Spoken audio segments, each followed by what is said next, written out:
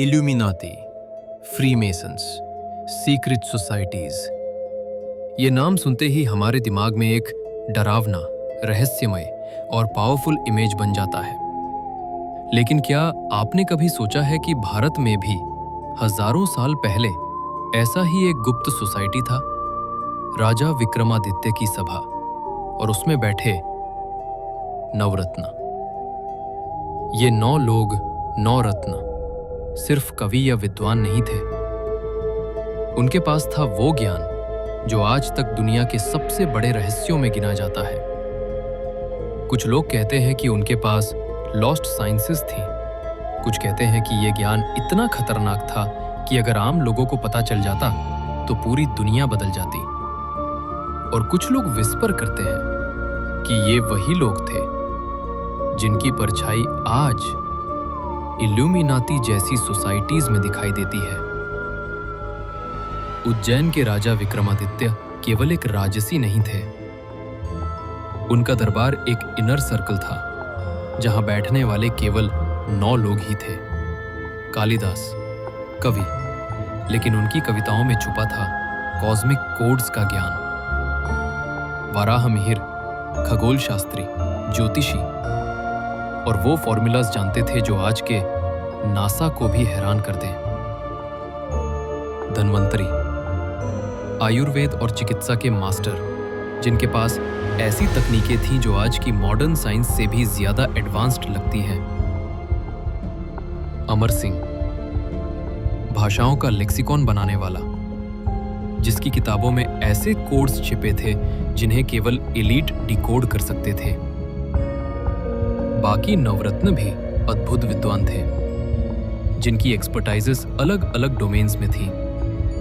Mathematics, occult, arts, strategy. सोचिए, एक ही दरबार में थिंक टैंक ऑफ जीनियसेस बैठा हुआ है। हर कोई अपने डोमेन में इतना एडवांस्ड कि उनके पास दुनिया बदल देने की ताकत थी। लेकिन ये केवल शुरुआत थी। इस दरबार की असली शक्ति छुपी थी नॉलेज में।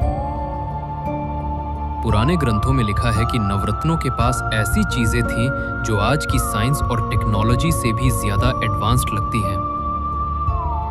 वराहमिहिर ने प्लैनेटरी पोजीशंस और कॉस्मिक साइकिल्स लिखे, जिनसे भविष्य की घटनाएं प्रेडिक्ट की जा सकती थीं। धन्वंतरी ने ऐसी मेडिकल फॉर्मूलाज बनाए जिन्हें आज की लेबोरेटरीज भी समझने में असफल हों। कालिदास की कविताओं में सिर्फ लिटरेचर नहीं, बल्कि यूनिवर्स के कोड्स छुपे थे। कि नवरत्नों ने विमाना शास्त्र पर भी काम किया, यानी उड़ने वाली मशीनें। और ये सिर्फ कल्पना नहीं थी, बल्कि प्रयोग भी किए गए थे।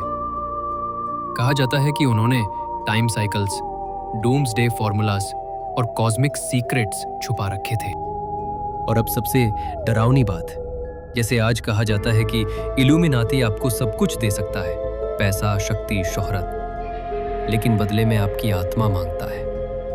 कुछ विस्पर करते हैं कि नवरत्नों के नॉलेज को प्राप्त करने के लिए भी ऐसा ही डार्क पैक्ट किया गया था। कल्पना कीजिए, आपके सामने रखी गई किताबें, फॉर्मूलाज और नॉलेज। कहा जाता है कि यदि आप इसे सीखते हैं तो दुनिया के सबसे पावरफुल इंसान बन सकते हैं। लेकिन शर्त यही है, आपकी आत्मा हमेशा के लिए इस सोसाइटी को समर्पित होगी। क्या आप हाँ कहेंगे? क्या आप उस गुप्त सोसाइटी का हिस्सा बनना चाहेंगे, जहां नॉलेज इतना पावरफुल है कि किसी भी सीमा को पार कर सकता है? कालिदास, वराहमिहिर, धन्वंतरी, क्या वे केवल स्कॉलर्स थे? कालिदास की कविताएं क्या सिर्फ लव स्टोरीज हैं, या यूनिवर्स के हिडन कोड्स छुपा रहे हैं जिन्हें केवल एलीट ही समझ सकते हैं? वराहमिहिर की ज्योतिष और एस्ट्रोनॉमी, क्या ये सिर्फ ग्रहों का ज्ञान है, या एडवांस्ड साइंस जिसे हम आज भी पूरी तरह नहीं समझ पाए हैं? धन्वंतरी सिर्फ आयुर्वेद या हीलिंग नहीं, बल्कि जेनेटिक मैनिपुलेशन और लॉन्जेविटी के रहस्य।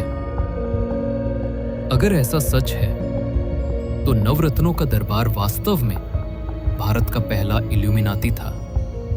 और नॉलेज शायद आज भी कहीं छुपा है, किसी गुफा में, किसी मंदिर के नीचे या किसी गुप्त लाइब्रेरी में।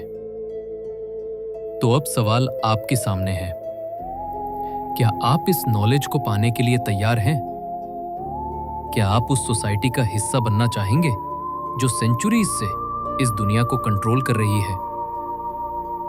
क्योंकि ये सिर्फ इतिहास नहीं है, ये एक वार्निंग है। नॉलेज डेंजरस है और कुछ सीक्रेट्स कभी नहीं खोते। क्या इल्यूमिनाती और विक्रमादित्य की नवरत्न सभा एक ही सिक्के के दो पहलू हैं? और अगर हां, तो अगला मेंबर कौन होगा?